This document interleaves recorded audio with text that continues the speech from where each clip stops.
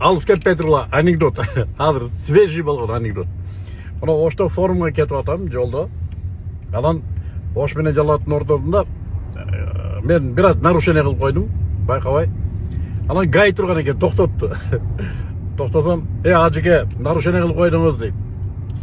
Кечирип койгула, алаксып калыпмын десем, дагы эле жогорку кеңештесизби дейт. Анан мен, жок мына сакал мен жогорку кеңешке болбойт го десем, сиз баягы Турсунбай Бакир уулусуз да дейт. Анан мен жок, Ибрагим Жунусов дедим. Карап туруп турган экен. Кечирип койсун Ибрагим эке, тааныбай калыпмын дейт. Ибрагим эке мына роликти көрсө, мен ушундай хуникминби дейт. Азыр көрсө айтат, мен ушундай хуникминби, ушундай сакалчаң хуник болуп калдымбы деп айтса керек.